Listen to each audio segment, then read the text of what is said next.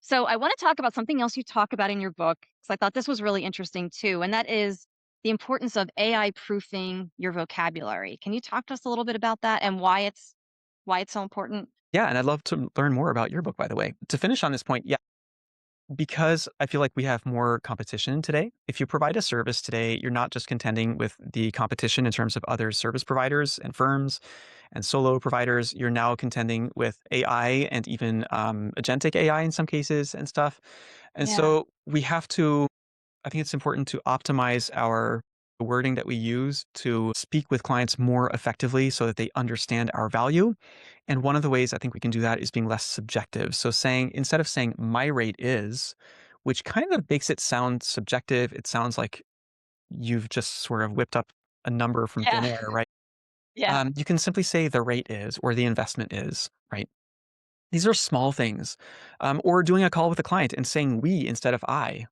Like, "Oh, yeah, I'd love to Yes. to work on your content together. We're gonna drop a three-step plan, and here's some examples of clients that have tripled their views."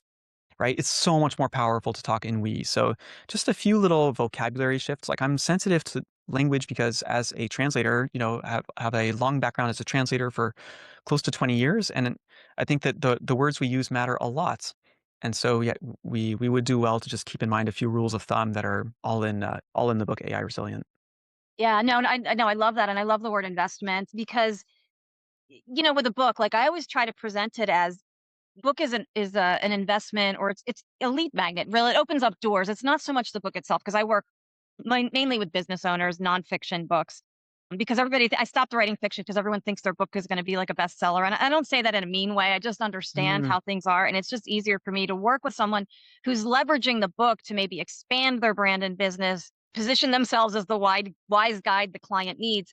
And so I agree. So it is an investment in that sense, because you want to put out a professional product. Like, one thing about independent publishing, it's great, right? Everybody can do it now.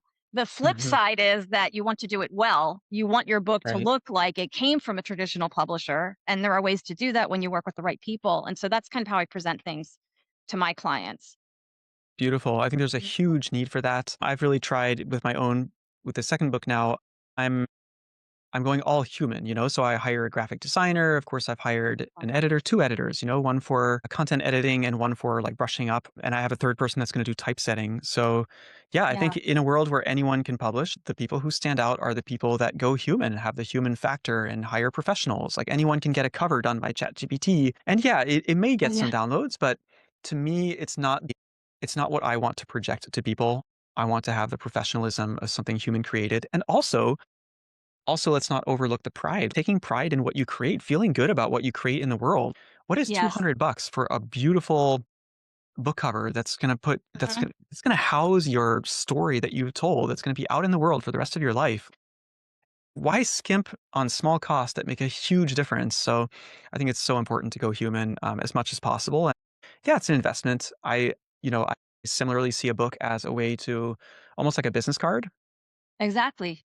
It's Dynamic business card. Yeah. a dynamic business card, and it's opened so many wonderful conversations too with people who reach out and who want to talk and have all kinds of projects. So it's just very rewarding to write a book and so helpful. I think if someone thinks that they're writing to make money with it, it's technically doable, but only a very tiny, tiny percentage of Yeah. authors achieve that.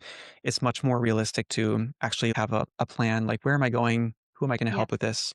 Like for me, I really hope that YouGPT before ChatGPT will speak to business leaders, CEOs, organizations, communications teams that have AI and are wondering what the heck to do with it. And now they're going to have simple, down to earth frameworks to use their own AI, if you will, more effectively by using Huh. good strategic thinking according to the very latest neuroscience research and so on. And secondarily, they'll be able to get better output through a more strategic approach. So that is the doors that I'd like to open with this book, is like to offer a lot of value to organizations.